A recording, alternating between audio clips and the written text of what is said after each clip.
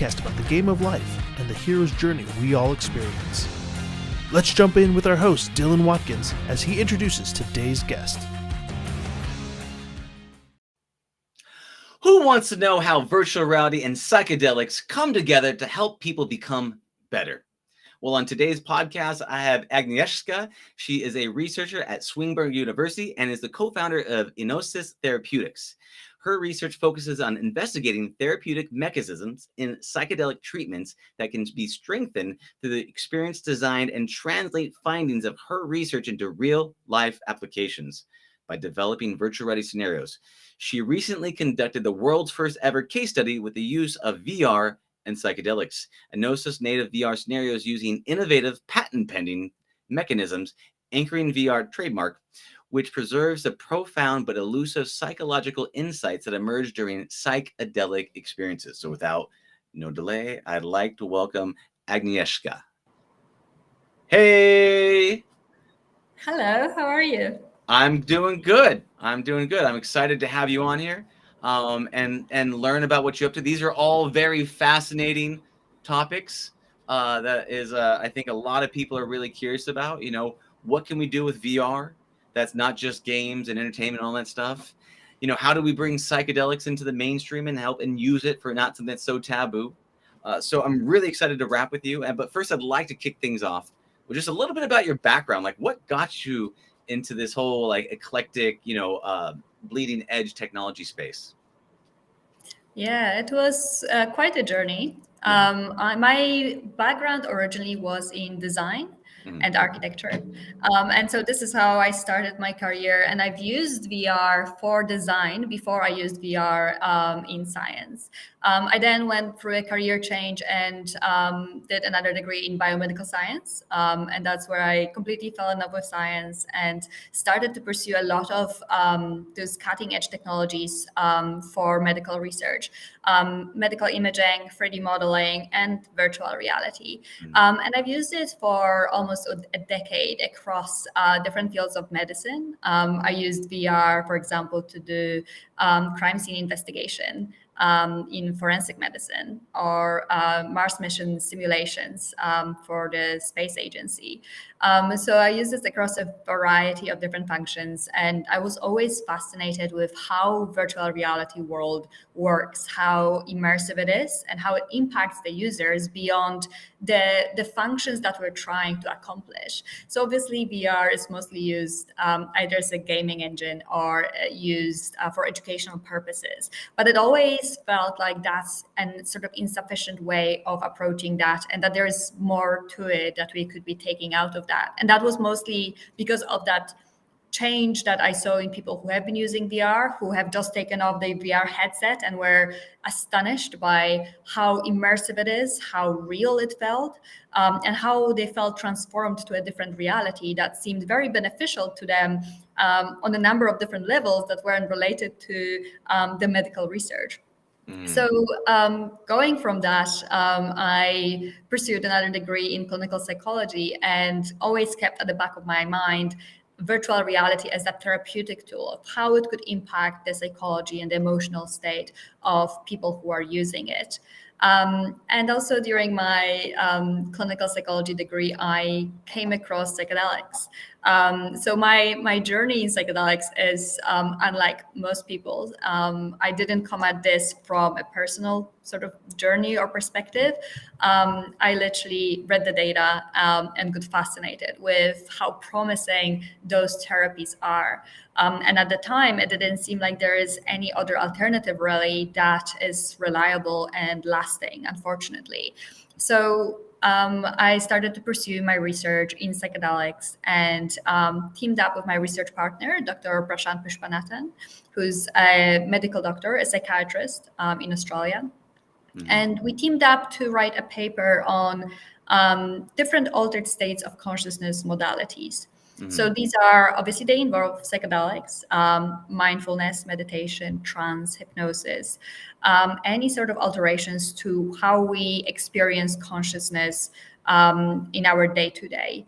And virtual reality has been a part of that to a certain degree. And as a conclusion to that publication, we realized that those modalities are very powerful by themselves, but there's also a lot of limitations to them. And there are certain gaps in that they cannot address by themselves in terms of treatment.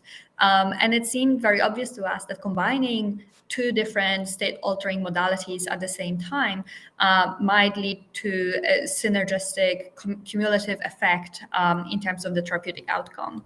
And this is how our research in combining VR and psychedelics began. So it started with me doing my research, my PhD research on this, and looking into different ways in which VR could be used to facilitate the psychedelic experience or psychedelic assisted psychotherapy. So we were researching different functions, different features of VR that could potentially be useful when introduced in those therapeutic protocols. And as a result of that research, which was published earlier this year, we also realized that there's a lot of potential in applying those solutions in clinical settings while psychedelics are still being investigated and as soon as they sort of enter clinical applications. And we've pursued that as a company, Enosis Therapeutics, to develop those scenarios and be able to actually introduce them to therapists, clinics, and hospitals that might need an extra support in the treatment they provide that use psychedelic substances. So in reality, the research and the company emerged simultaneously. The company was established 2 years ago. And so we are pursuing both the academic research and the sort of commercial application of that at the same time. And this is where we're at right now. Awesome. Fantastic. And so a couple pieces of this. One of the things you're talking about, you said that there were certain gaps that psychedelics can't fill that VR does fill. And so combining two state altering or reality altering technologies together actually made for a synergistic effect. What were the gaps with the psychedelics that the VR filled? So one of those gaps is the nature of sort of therapeutic approach means that the sessions that use psychedelics and sessions that prepare and integrate the psychedelic experience are quite disjointed. And that is true for any form of therapy, really. There are sessions that are most of the time weekly that patients come to, and in this 1 hour, 2 hours of a session, they're expected to dive deep into themselves and explore things that are very challenging and difficult to explore. But between those sessions, there's a lot of life that happens. There's a lot of things that are our daily reality that pull us back from that space of introspection or mindfulness. And it's quite challenging to keep returning to that space and have that sense of continuity across treatment. And with psychedelics, that is particularly pronounced because there is a big difference between how you experience the psychedelic session and how you experience the therapeutic sessions that surround it. And there can be that sense of disjointment between those sessions. And that's kind of impacting the loss of that sense of permanence that patients should feel as they go through a therapeutic journey. So one thing that VR is really good at is providing that additional space that allows you to transition easier from your daily consciousness and your daily experience into that therapeutic space. It's hijacks your sensory motor system in a way that makes it much more immediate to arrive into that therapeutic space and ground yourself in that therapeutic space. And that's something that we find very important for the therapeutic engagement. Another thing is that the psychedelic experience is very much an emotional, embodied, experiential type of therapy.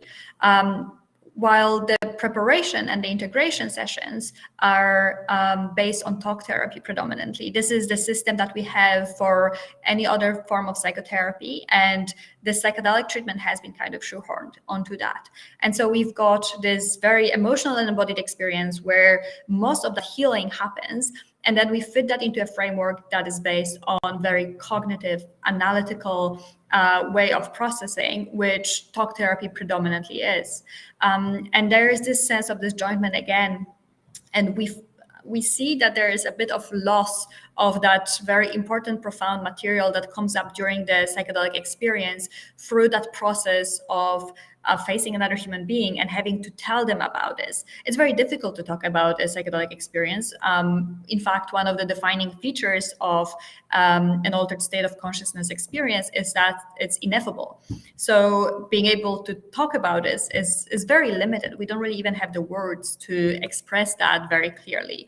And another thing is that having to face someone who hasn't had that experience and who doesn't maybe understand what happened throughout that is very confronting, especially immediately after you've had that experience. Sitting next to someone and face to face and looking them in the eye and telling about things that seem almost bizarre sometimes can be very confronting and very challenging. And we want to be able to provide our patients with a space that allows them to both speak about the experience, but also express that experience in a number of different ways. And that is most conducive to this process of storytelling and forming the narrative and making meaning of that experience. And so we believe that providing an appropriate space for that and providing a set of tools that are very diverse in order to express that experience would allow patients to be able to reconnect with that experience more, to process it at a number of different levels, and to be able to maintain those insights and those emotional processes that emerge during the psychedelic experience for much longer than just during that process, that short process of integration, which normally lasts only between 6 to 10 weeks. And so these are some of the main things that we are addressing. There's obviously a lot of sort of smaller limitations as well, like a lot of patients can experience strong anxiety before going into the psychedelic experience. And so being able to prepare them adequately is very important in therapy. But of course, preparing someone for a psychedelic experience by, again, talking about this is very limiting, because you can't prepare someone for such a strongly emotional perceptual experience by introducing it in words. So having something that to some degree simulates that experience, to some degree primes a little bit that ability to let go and surrender into an experience that is completely unknown, a little bit bizarre, that we have no control over. It's again something that we can do much better with an experience design or a design of the world that is not that familiar reality that we need to stay open to and surrender to. Then we can do that by simply talking about this. And these are some of the things that inspired our research and some of the things that we are working to resolve with virtual reality. Got it. Okay, so what you're saying is that psychedelics has this fact that it's very difficult to recreate it. You can't talk it. If you have an experience, you can't have that shared experience, but you can mimic it using VR to a degree. And so you can prime them on what to be expected. And then you have the ability to have them continue inside VR so that they kind of have an ease into this outer reality experience using VR, then the psychedelics, then back to the VR, and be able to actually kind of communicate, here's what to expect. Then they get to experience it, and then they get to integrate it afterwards using VR and using some sort of tools that you have provided in VR. Is that correct? Did I get that? Yeah, that's right. Good job. So you can think of this as that in between reality. So Yeah. you've got your external reality, you've got your this internal, very personal experience that is that intimate reality, and then there is a big gap between the two, and VR kind of sits in between them. So it provides that transition or that buffering zone that makes it easier to go from one state to another state, and in that sense, it makes it easier to connect to that altered state, which is it's almost unavailable to us during the daily consciousness or daily experience. Yeah. Can you walk me through what a patient or a user goes through on this experience, just so we can understand the clarity. Okay, do they come into a session, they meet with somebody, they sign paperwork, they go through it? What does it look like as a step by step for the patient?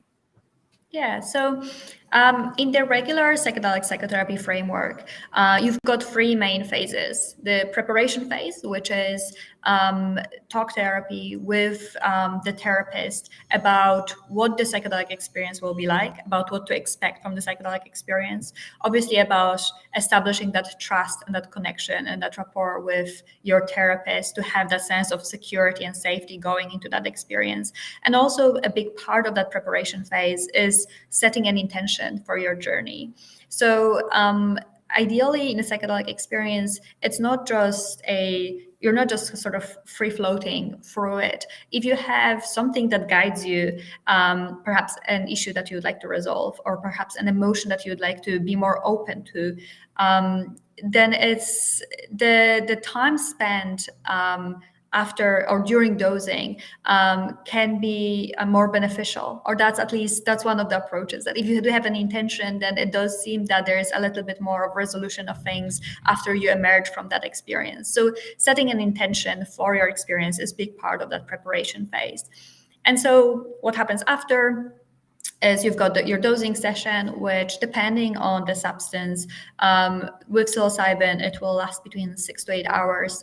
And that usually, the way it looks is that the participant is usually is lying down with headphones with the pre-selected music on, and blindfolds, not to get distracted too much by their external environment, especially in a clinical setting, which can be very distracting and somewhat anxiety provoking as well, especially if you see all the clinical equipment and your therapist sitting there. And during that experience, it's usually two therapists, quite often male and female, who are there to support you. In most of the approaches at the moment, they're not interacting too much with the participant to leave this time sort of as unobstructed as possible. But there is obviously there's a need for guidance sometimes. There's definitely a need to hold space for someone, to make them feel safe and looked after, so that if you need water, there's someone to bring you water. If you need to go to the bathroom, someone walks you to the bathroom. So it's a very supportive type of function that therapists play. And then after that experience, usually that's followed by integration sessions, which can be anything between a couple of integration sessions up to usually maximum around 10 in current clinical trials, mostly because of the research limitation. And during those integration sessions, the main focus is to try and understand what happened during the psychedelic experience, try to reconnect to it as much as possible, and try to process all those insights or emotions that came up during the psychedelic experience. So in a way, it's very different to regular psychotherapy, which is much more linear, where you usually start by having certain therapeutic framework and you process your specific indication. You focus a lot on that indication. So if you come with a treatment-resistant depression, there's a lot of focus on identifying what brought you to this point, what aggravates your depressive symptoms. And so indication is this kind of thread that goes through psychotherapeutic approach. In psychedelics, that is a little bit, it's shelved for that time being. And the focus is on the experience itself, which can be associated with your indication, but can be associated with a lot of other things that are underlying that were not discovered and you were not aware of. That's this subconscious material that emerges that seems to be so important. And so a lot of focus during integration is to try to reconnect with that material, try to process it, and then eventually to create certain actions or behavior change that can be applied in your daily life as a result of that experience. And so that's the framework for the regular psychedelic psychotherapy as it's most often applied at the moment. There's obviously a lot of variations to it, and a lot of therapists use a range of different tools. Some don't want to use music at all and believe that lack of music is more powerful. So there's a lot of variations to that. And there's still, we have to remember that psychedelic research is still very immature. It really just started there's so many unknowns that are there. Just so I can understand you right now, is you're saying that the typical modality for the psychedelic therapy is you have the initial kind of consultation, introduction, talk therapy with the professional and says, okay, this is what to expect. What's your intention? What do you hope to get out of it? And you prime them. Then they go and they have the experience, right? Blindfolded, laying down, go through the experience, leave them alone, right? Let them do their thing. And then you have the integration phase afterwards where they go through and they integrated what was the experience, what were the lessons, what did they get out of it, and what did that look like. And so that's the typical model you're talking about when you're using the actual psychedelic therapy in the traditional, if we want to call it traditional, because yes, it is super new and cut and that kind of stuff. So then if that's the model with the psychedelic therapy, at what point can you walk me through how your model is different using virtual reality modalities and these different types of, it sounded like, unique environments? Absolutely. So our process starts already in preparation. So we are using a very consistent type of environment throughout all the phases of treatment to, again, have that sense of cohesion in treatment, to engage patients in arriving in their therapeutic space and let their minds know that this is that therapeutic space. They're in a different zone now. And so during preparation... Real quick. I don't mean to cut you off. I won't let you go. Can you set the context for what is okay? Do they meet the therapist inside or the professional inside of VR and they have the conversation inside there? So when you're saying, we use a consistent space, are they in it the entire time, this virtual reality environment? I just want to understand when you say they go into it. Absolutely. I'm trying to understand the position of the storyline for the journey. Yeah, and so we, during preparation, they use VR for whatever period of time they want, together with the therapist. In our scenarios, what we found is that it's best if the therapist is not physically present in that space as an avatar. We've found this through endless process of reiteration of our models, that it's actually best if the patient is in that space by themselves, and the therapist is outside guiding the process of therapy with their voice, but without their physical presence in the VR space. So the VR space belongs to the patient and patient alone. If the patient wants to invite the therapist, they're allowed to, but it is that sense of ownership of their space that is very important, because that's something that you don't normally have in a regular hospital setting, right? You come to the therapist office, that is their office, it's their plants, it's their chairs, you can't move it around. In VR, it's your space. So a therapist can come in, but they don't have to. And so what happens in preparation is that we immerse them in a very soothing, natural environment. We often use an Australian beach because we find that most people respond to this the best. And in that, when they're on that beach, in this beautiful natural landscape, which we try to make as detailed as possible and as natural looking as possible, to actually make them believe that they are on the beach. And on that beach, there are more abstract and surreal environments, elements that they can manipulate and play with. And those elements are there to help them set an intention. So they go through the process of discussing with the therapist who's outside of the VR of what their process have been up to date, what things they struggle with, what they would like to focus on. They build that psychological map as they would in a regular therapy. It's just that now they're in their immersive environment where they physically build a representation of what they're talking about by themselves. So they get engaged in a multisensory way in creating that healing pathway for themselves. So if they discuss, for example, some problems that they're facing with their family, they can record using 3D objects within VR any thoughts or emotions that are associated with the topic that they're discussing. And eventually they end up with a whole library of little 3D objects that they've recorded for themselves that they can manipulate, play around with, and arrive at the point of where they're ready to set the intention that is related to all those issues that they're dealing with. And once they set an intention, they record that intention in their own voice using a symbolic representation of that intention. They build what we call a totem of that intention. So a 3D object that represents somehow what that intention is. And so this is something that they're building slowly throughout the preparation phase. So they're building that preparation for the dosing experience. And then on the dosing day, they are that totem that they've constructed, which has both the visual information and the audio information that they've recorded for themselves, is imported to another model that they experience immediately after taking the psychedelic substance. And during that time is the time where people usually experience the anxiety about this upcoming trip. There's a bit of a lag time between taking the substance and actually feeling the effect of it. With psilocybin, that can be, depends on the person, but can be between 20 minutes up to an hour sometimes. And that's this moment where you're kind of feeling, am I tripping it? Am I not tripping? What's happening? What's it going to be like? How it's going to feel?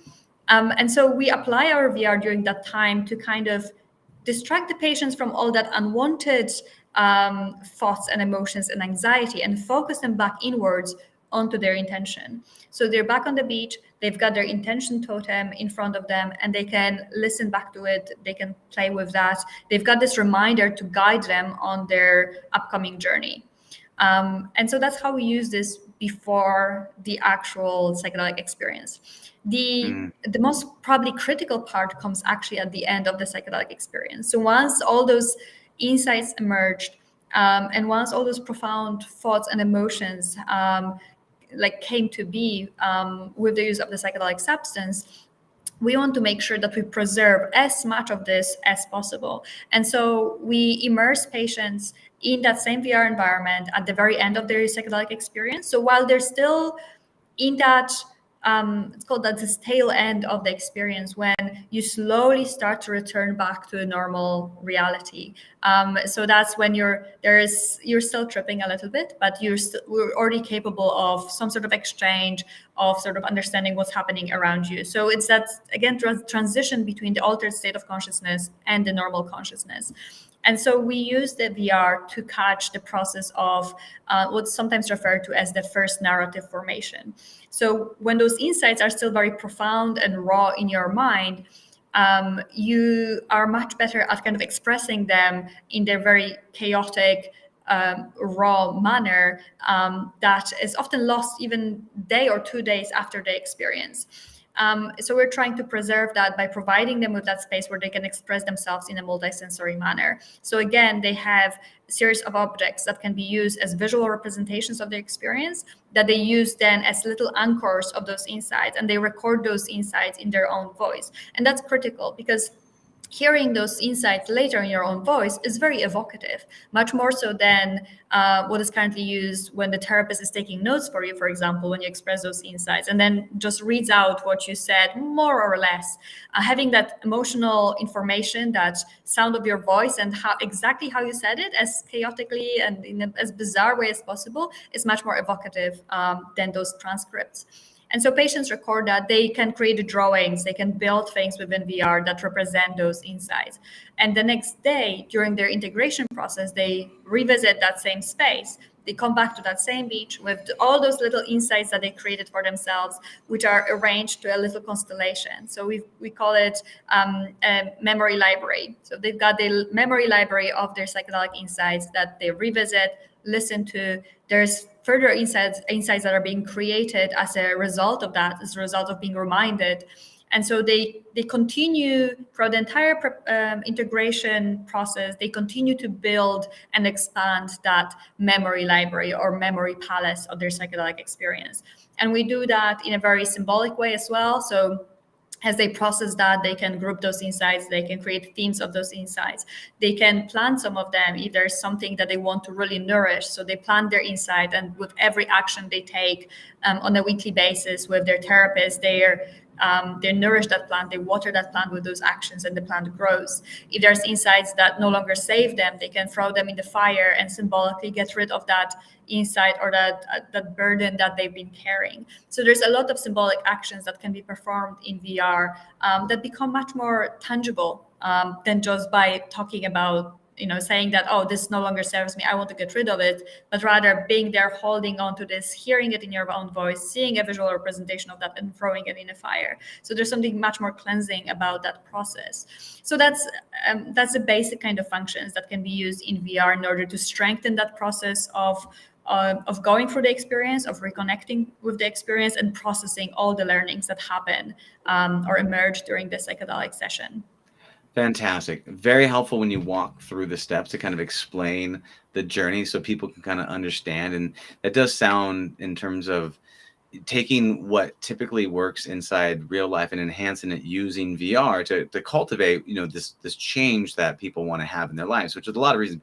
People that aren't necessarily familiar with psychedelics and they haven't really experienced it, they don't understand the profound effects that they can have on someone's behavioral change and benefits. And there's studies at Johns Hopkins and other things that are out there talking about the benefits of this, but you really took a chance to really enhance this.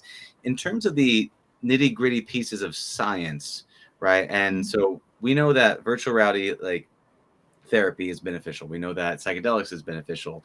And you said that you are studying these things as, part commerce and part science. What are some of the stats, the data, the benefits that you've seen by using virtual reality plus psychedelics together, how it actually has some sort of quantitative versus qualitative benefits? Yeah, so what we are focusing on is kind of two-way street. So it's one is how well can participants be reminded of their experience at the psychological level? So the amount of recall of the actual insights, and that's something that we actually assess qualitatively, so that they tell us what they remember, and then we go through the VR experience with them, and then they're reminded of all the additional things that they said.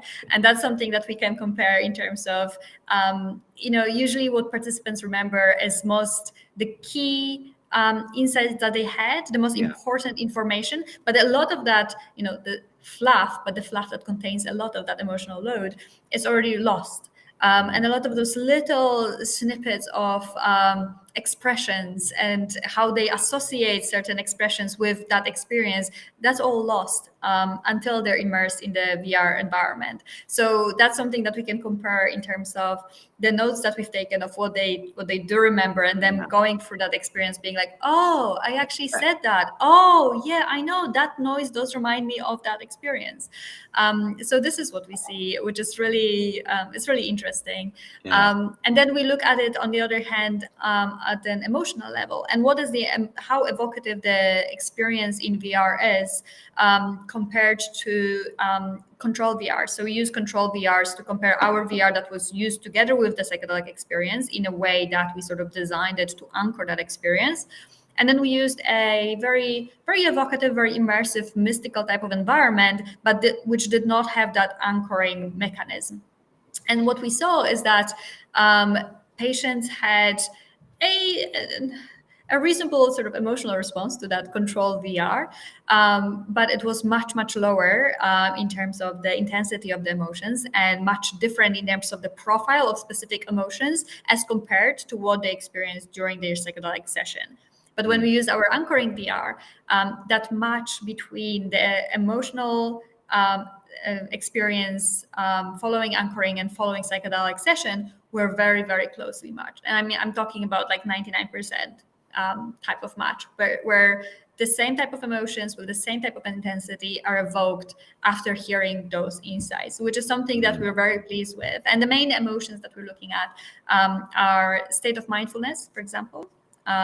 So we use state mindfulness scale to look at the level of introspection and basically looking inside of yourself and understanding emotions. And we used a VR-induced affect checklist, which is a whole list of emotions, from feeling melancholic, feeling sad, to feeling energized, feeling lively, to feeling the sense of awe, and which ones are the strongest and how strong those strongest emotions are. So these are the effects that we see. So there is that psychological reminder of your insights, but there's this also being emotionally thrown into a similar space that you had during the psychedelic experience. And what that means is that therapists have much better access to what happened during the psychedelic session for much longer. And so they can process it more effectively, because they can keep going back to that, and they can keep expanding that, and they can keep revisiting those very raw emotional insights, And as the patient kind of gains more understanding of themselves, as things happen in their life, they can keep going back to that and revisiting what that experience meant to them. So instead of having this single experience once and then process it in a very linear fashion, you can go back in loops. You can keep returning to that, having better understanding of it. So to some way recycling that experience without the need for additional dosing session. Got it. So that makes sense. So yeah, part of doing psychedelics as someone who's experienced it is it's kind of drinking from an information fire hose. And so you get a ton of information, but then you lose that. And so one of the biggest pieces is integration. So what you're saying is that you're using VR as an anchoring tool to be able to anchor the intentions, the emotions, the experiences, and what you got in terms of your own experiences. And then you can kind of reintegrate that into your life, but actually going through and taking the actions that would allow you to take that psychedelic shine, for lack of a better term, and keep that with you longer as you go along and you take these actions going through. And that's part of the benefits of having this, using this VR as anchoring and using this other type of psychedelic technologies that you can, this is a kind of a deeper anchoring, longer, so you get better integrations that last longer. Is that kind of the major benefits that we're talking about here? Yeah, that's right. Okay. And along the way, where are you at right now in terms of, so you say clinical, commercial? I know you're at this bleeding edge, right? Where it's kind of like the elephant in the room. Everybody knows that psychedelic it has massively beneficials, and there's a whole bunch of benefits, and there's a whole bunch of research sort of support it. But we're still waiting for legislation to catch up with this type of things. And so I know it's kind of like this very gray area for what we're looking at right now. And so where are you currently at with the commerce side of things? How are you servicing people? What does that look like? I'm sure there's people that are listening to this that are like, great, sign me up, I'll take 2. So can you talk to me just a little bit about that? Yeah, so at the moment, we are just at the beginning of partnering up with clinics that use ketamine. So ketamine, of course, works a little bit differently to what we understand as the traditional psychedelics, but it does have a slightly similar profile in terms of the psychotherapeutic approach, ideally, in terms of preparing for the experience, going for an altered state of consciousness that is very novel and unfamiliar and can evoke a lot of emotions that a sort of daily consciousness does not, or daily experiences do not. And so then processing that material that came up in that emotional state, ideally in the process of integration. So this is where we are applying our VR at the moment, and we are just starting partnerships with a couple of large clinics that we're very excited about. And those clinics are research clinics as well, so they will be collecting the data for us to see how AnchoringVR works with ketamine and whether they see any improvements in the processes that they're using at the moment with their patients. So in terms of commercializing ketamine as our current target, and in terms of research, we're looking at running a clinical trial with psilocybin early next year. Great, awesome. I'm sure a lot of people are very curious, but yeah, ketamine seems to be have that breakaway where now there's a lot of clinics out there that are starting to do that. I've seen a lot of advertisement online. There's a bunch of different companies that are doing that, so it makes sense that you're putting that A and B together. What about going into the little personal area? You said that you know this from research. You researched it. You came from a different direction. You studied the stuff. It looked fascinating, so you got into a science. Have you tested out your own experiences? Have you had an opportunity for you personally to go through this at all? I wouldn't be putting anything on a patient that I didn't actually try myself. I came into psychedelic space completely through science and did not have any psychedelic experiences myself until I realized how powerful they are. And it wasn't until I've outlined the protocol for our VR scenarios based on the data, so based on other people's experiences, based on their accounts, trying to be as objective as I can before I considered trying it myself. I was very tempted, because the more you read about this and the more you see how powerful that can be in the right setting and with the right guidance. But I felt that having that almost a naive approach in terms of being a scientist, but never having experienced that and knowing how to analyze data, knowing how to take those results and build something based on that. I felt that was quite unique, and I wanted to explore that position for as long as I could. So the protocols were developed completely based on accounts of other people's experiences without being muddled with my own personal preferences or my own personal experiences. And it wasn't until I've actually finished writing up the protocol that I did training with a group that is organizing retreats for mental health professionals. And it's a training in acceptance commitment therapy, very intense, very, very profound. And it is all for the professionals working in this field and who either work as therapists or as scientists with psychedelics. And yeah, that was it was a life-changing event, absolutely. And the amount of learning that came out from that, both at a personal and professional level, is not something that I could accomplish with any other approaches, in years. So yeah. Yeah, and it's fantastic. And I know it's funny here. So look at it. So we're talking about the psychedelics. We know it's massively beneficial. The John Hopkins studies. We know that it has, a lot of these like psilocybin has a neurogenesis effect, aka it grows brain cells. We know that there's tons of science and data. You are currently creating a VR psychedelic application to help facilitate this thing. But as soon as I get into the personal conversation about it, you can see the priming of, hey, wait, I'm totally a science. I'm not a hippy dippy. I don't just grab a whole bunch of bags of mushrooms and then go run into the outback. Right. I get that. And I think people that have taken it understand the impacts on it. But if you haven't taken it, it's very hard to articulate the massive personal benefits that it has on your psyche, on your emotions, on the trauma, on everything inside your life that basically expands you to help you become more positive. But it's very funny how we have this resistance to talking about personal experiences around it. And that's for a lot of people, because it is we know it's beneficial, but it's still taboo, which is a really interesting, weird space that we're in right now. Can you talk to me just a little bit about, if you're open to it, what psychedelics did you do at this? It sounds like this was a retreat for mental health professionals that want to use psychedelics into their own practice. And so you went to this psychedelic boot camp, right? For mental health professionals, which sounds massively beneficial. What psychedelics did you take?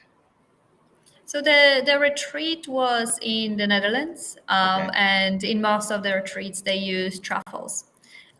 Because it's not illegal, and if you just take it for personal use and you prepare it yourself, then we're still a little bit in a gray zone, but it's there's no chance of being prosecuted for that. So that was my experience. It was a incredibly painful experience. Really? I have a lot of respect for those substances, and as you say, yes, we understand that they're very powerful. They're very helpful. They can be incredibly beneficial and life-changing for some people, but they are incredibly powerful and they have to be respected. And a lot of things can go wrong if they're taken in the wrong setting or with the wrong people. And so there's, I do understand in some way that hesitation, especially from governing bodies, in terms of introducing them as a treatment that can be a little bit more scalable, because we do need a lot of care around introducing that, especially when we're talking about lack of training for therapists. That is currently a bit of a bottleneck in that process. So yes, they are very, very powerful, and it has been powerful for me. It was actually physically painful for me, which was really interesting. It was a very embodied experience. So there is, one of the stigmas of psychedelics are addictive and people are going to just be taking acid every single day. That does as much as there's a lot of caution that I have in terms of introducing those substances, there's also some of those arguments that seem a little bit ridiculous and obviously come from people who haven't taken a psychedelic, because the last thing you want to do after taking a large dose of a psychedelic substance is to take a psychedelic substance. So it was challenging. It was very confronting. And it was an incredible experience because there were a lot of people who work with those substances, some of them also having tried it for the first time. And it was a group setting, so it was very confronting. There was a lot of in the acceptance commitment therapy framework, you have a lot of processes that really make you face your demons. And not only you're doing that in front of a group of 15 other people who are standing right there in front of you, also completely vulnerable, just wearing nothing but all those incredible insights and sort of life-changing thoughts and emotions they just had. There's no way of being that vulnerable in every day, and that connection that is formed within those group members, that is so immediate, so strong, so completely non-judgmental. It's perhaps the most refreshing part about that experience. And as much as it is, yes, very challenging to be in a group environment, I think that a big part of that healing that happened for me as a result of that experience was because there was a group and there were so many confronting things that I had to face in front of others and brave into that in a way. Yeah. Yeah, I mean, there's the tribe can heal the group, having a group of people around, Mm-hmm. whether there's psychedelics, non-psychedelics, all that fun stuff, but being there and kind of going through the journey together is massively beneficial. And yeah, I mean, that sounds like a lot of there's a lot of circles, whether it's a traditional plant medicine that you might take in the jungles. They form together in groups of people, and you generally, have one person leading through it, and they go through it. So as you're going through as a mental health professional, going through this group learning situation, which sounds like an incredibly vulnerable, and sounds like a lot of people that are probably very logical and in their heads and so that, and then you just get drop them into their bodies. It sounds like a rather strong awakening for people to experience along that way. Are they teaching for what is the main benefit for the mental health professionals to go through this? Do they learn frameworks or technologies, or they go, hey, now that you've tasted the medicine, you can give the medicine to other people? I'm trying to understand what separates that group of mental health professionals from some just going to the jungles and trying another substance at another place with another group. So what part of that is an educational that benefits mental health professionals specifically? There is definitely that component of actually going through the experience yourself and understanding the experience. Again, it's an ineffable thing. It's very difficult to learn from a textbook of what someone goes through. That is true obviously for any mental health problem that anyone is suffering from. And I think a lot of therapists would like to have a better understanding, for example, of what depression really feels like, so they can truly target those mechanisms or those approaches that work best for patients.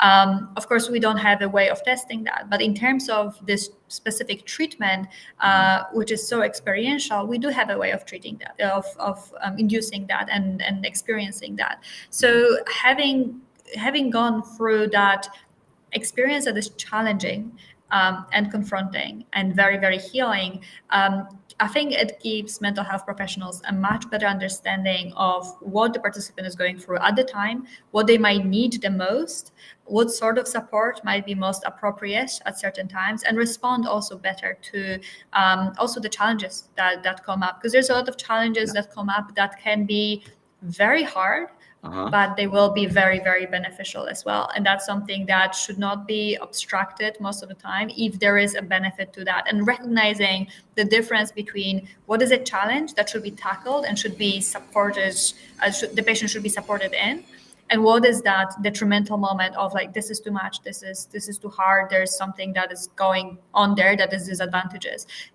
Being able to recognize and draw that line between the two is very, very hard. And I think having the experience yourself can assist with that understanding.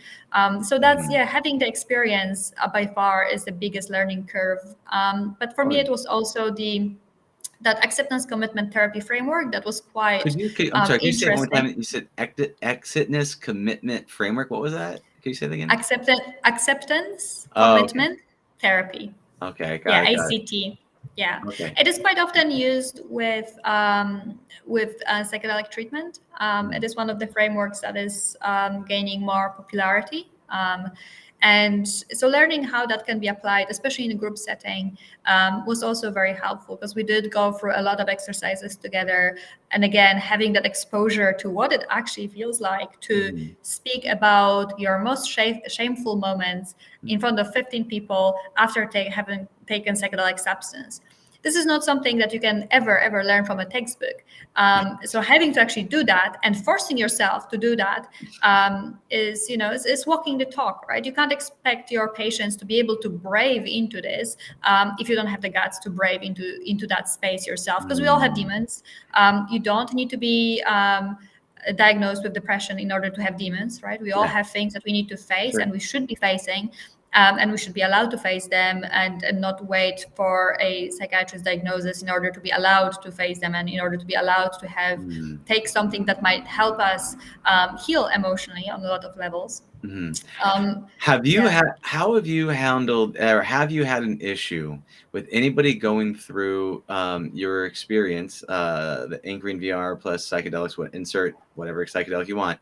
How do you handle the bad trips? How do you handle the situations when it's not so? Because it can be white and fluffy, and it can be absolutely hell. So how do you handle that situation? Because you're right, it's a fine line between they're processing, they're doing it, versus it's too much, and that's a different line for everybody. More seasoned psychonaut warriors can handle a tremendous amount more than someone who's never done it their entire life, and this is their first experience. So how do you handle that? So we've only done case studies so far. And in our case studies, we did not have anyone going through the experience that would have been disadvantages. There were some challenges, some painful moments, some very emotional moments, but none of the participants at any point expressed that they're struggling too much to be able to handle. They would cry, they would want to hold our hand to support them through this. But I'm a scientist, so I was there as a sort of principal investigator on the science project.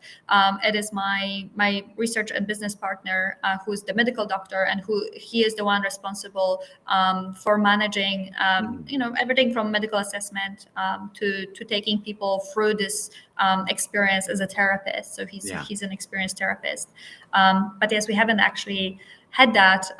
There's a lot of things in the protocol that are in place, which the last resort is using diazepam to basically take someone out of that experience, which is something you don't want to do. You don't take this lightly, because that does put an end to an experience, and that does mean that the insights and the processing and all that time someone spent under is much less useful therapeutically. So yes, it is a very much at this point in time up to a therapist kind of decision.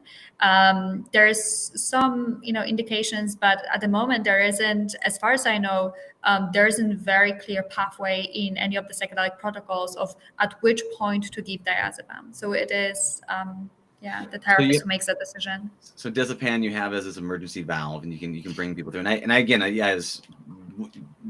you want people to be able to struggle to get through, because they get the reward on the other side. Otherwise, you pull them out and they get very little of the benefits going through it. So that makes sense. I was just curious, because you talked about your struggles and how intense it was and how to handle it and the difference between A and B. So I was like, okay, well, how have you handled the B part? Because everyone can go through, get amazing insights, and have that whole resolving of whatever's going on inside of their hearts. And so I was super curious about that. What about, let me ask you, so you've put together an amazing technology here, and you're combining very intense stuff. And by the way, yes, the things that work are dangerous. That's the cars and rocket ships and everything that we use in this place that has an effect, right? It can be abused, right? All technologies can be abused. A knife can cut bread, it can cut a person. It's just how do we use this technology? And so yes, it's not something to be lightly. Having respect is super important, and if you abuse it, you will get smacked down by the cosmos, or whatever you want to call it, if you do it. So just, that is a word of warning. It's not a willy-nilly thing. There's much intention that's needed. So I just caveat, and I'm not a scientist nor a doctor. Do I play one on the television or the internet? So just word of warning on that. Beware of your own risks. But with that being said, I want to say this. You've put a lot of time, 3 years in the making. You're putting this in the clinical uses, business uses, commercial uses. What is what I would call the holy grail for you and for the company? What is your flag in the sand? What do you hope to achieve by creating the Anchoring VR and everything else that you're doing with this company? So our main mission is to make sure that we start looking at the psychedelic experience or the altered state of consciousness experience as the core of therapy that uses psychedelics. So instead of trying to, we stumbled upon something that is can be incredibly healing and can be incredibly powerful, and does feel like we're trying to now manage it a little bit by shoehorning it into this framework that we're more comfortable with as therapists. And what we would like to happen is for that altered state experience to be put at the center of the attention of psychedelic framework, and everything else to be developed around it, to hold that space as well as we can, and to make sure that we make the most out of the altered state experience. And so that's where all of our approaches at Enosis come from, putting that altered state experience at the center, and then putting the patient at the center of the experience and behind the steering wheel of their healing journey. And that's where VR comes into play, of having that sense of empowerment, of building your own world, of constructing it inside out by yourself. You're the one who's responsible, because you're the one who's going to make the most benefit out of that. And so seeing those frameworks sort of at least start to consider to form a slightly different narrative around the altered state of consciousness is our main goal, because we feel like VR can be a very powerful tool to recenter that therapeutic engagement around the altered state experience.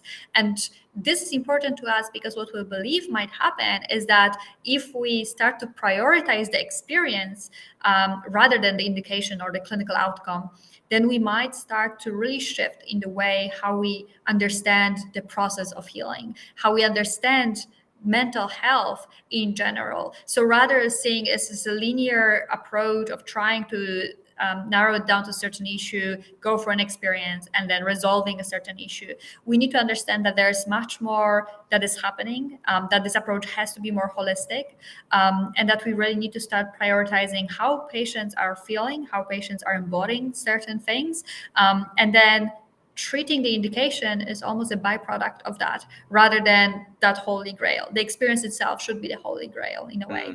And this is what we see VR as being a very powerful tool in shifting that narrative a little bit, as the tool that can help us explore and test what are best scenarios, what are best narratives that should be formed around that altered state experience, to make it as healing as possible. It might not be the end game, and it might not be the best approach, but it is a very interesting tool that allows us for testing that and exploring this more like a blue sky research, which is less specific but more explorative, and trying to understand what is really happening there. Because what we are desperate to have a phase shift in the way we approach mental well-being, full stop. Yeah. Well, that makes sense. So you say having the psychedelic be the main focus and the healing of the patient being at the center of the experience, and then building everything around to enhance that experience, then trying to do it from the other direction, trying to take tried and true frameworks from therapist practices and other frameworks, and then trying to shoehorn that in to the experience. Yeah. That we want to flip that and say, we know that these medicines have been beneficial. They've been benefiting humanity for eons, right? And we understand that at the center of that, when you can kind of remove the barriers between the patient and the medicine and use the environments and the technologies to facilitate that, then you get much better results than trying to go and say, okay, well, this is something that works in a clinical office setting, so let's just put that in there. If that is, and you said changing the narrative of the experience is one thing you mentioned earlier. What is what I'd say the dragon? What is the big thing that is, if that's your holy grail, if that's the focus, if that is what you're trying to achieve, what is the dragon that's preventing you, or the biggest challenge preventing you from achieving that goal? I would probably say it's that the fear that a lot of people have around introducing something new any type of new treatment. And there is a lot of that fear that surrounds psychedelics. As we discussed a little bit, there's a lot of stigma. There's a lot of apprehension around how will that look like, and how we'll be able to provide for patients what is needed. How are we going to be able to mitigate any potential side effects or problems that emerge? So there's a lot of those issues that surround psychedelic treatment by itself. And then, of course, introducing technology into that adds another variable that makes people even more apprehensive and even more worried, especially if someone is very dogmatic about psychedelic treatment and they think that you take psychedelic, you stay in nature, and that's how the healing happens. Nothing artificial should be a part of that. That's one of the things that we heard initially, that using tech with psychedelics just makes no sense because they belong to completely two different worlds. Which in reality, if you think about how we're using psychedelics at the moment in a clinic with two therapists staring at you as you go through your experience, and you're lying in it's usually a beautiful room, but you're still very often in a hospital or in a clinic. You're in a closed room, right? Yeah. There's nothing traditional there's all the arguments that we hear around VR being that artificial method of supporting an altered state experience is really true for how we've created that framework at the moment. In fact, by being able to return to that altered state as an experience and being able to provide that multisensory space for self-expression, we're connecting back with that experience much more so than a lot of that clinical approaches that are based mostly on discussion and analytical and cognitive processes. But it is often seen as a threat to the traditional models, and the use of technology as something that is, I guess, more cold as compared to that more organic experience that we have. Which, as you mentioned, technology is what we make of it. Technology is amoral. It doesn't have an indication by itself. It exists to support us in the decisions that we are making. And yeah, it can become anything in anyone's hands, really. So you're getting it from both sides. You're getting it from the ancient practitioners of using the technology to go, hey, just the medicine person, get out of the way. And then you have the clinicians who are like, hey, that doesn't make sense. We've got our systems. And so you're trying to oil and vinegar these two things together and actually make it work. And it makes sense. There are benefits in it. What you're talking about makes a lot of sense of how it actually uses. But if it's getting people to adopt new things that, like, look, we know our systems work, don't make us change, which is funny because, psychedelics and VR, they create change in and of themselves. And so it's very funny to see that. Is there anything else you'd like to let people know about? Any final messages, any final words before you tell them how to get a hold of you and how to get a hold of your company and all that? Yeah, I mean, one thing that I would really like, I guess that's a message more to any researcher or any clinician out there, is to stay open-minded. That's the main thing that I would like to encourage anyone to do, whether it's about the pursuit of technology and psychedelics, or whether it's about introducing psychedelic as a potential treatment for patients. Just be open-minded and be explorative. We don't have all the answers. We'll probably never have all the answers, but while we're learning and while we're exploring those new solutions that do seem to have positive impact, we shouldn't discount them just because of certain presumptions that we've made. And being open-minded in that, introducing new approaches will definitely bring us closer to the end goal, which is a mental well-being for anyone, than being stuck with established frameworks. Yeah. It's a great message. The irony I find, like when COVID happened, the hardest people to try to learn new technologies were the educational institutions, the places that taught people how to do things, and the places that are supposed to, therapists and researchers who are supposed to be open to helping their patients learn new ways of being, are the people that are sometimes the most closed-minded. So there's an irony inside of that. And you're right. I think that this is a technology that once you experience it, once you understand it, once you actually embody it and know what it is, you actually learn what it is. But until you can take that plunge into the great unknown, sometimes there's resistance before you can experience it. So I love what you're doing. I love your mission. This is great. I'm very excited to learn more as you go about this. If people want to find more out about you or about your company, how do they do that? You can go to our website, which is enosistherapeutics.com, or you can find me on LinkedIn under Agnieszka Sekula. And I'd be more than happy to hear from you. Beautiful. Thank you, Agnieszka. Thank you so much for your time. I appreciate you being on the show. Have a beautiful day, and I'll see you on the other side. Thank you. Bye now. Thank you for listening to the Heroes of Reality podcast. Check out heroesofreality.com for more episodes. While you're there, you can also take the Heroes quiz to find out what kind of hero you are. Or, if you have a great story and want to be on the podcast, tell us why your hero's journey will inspire others.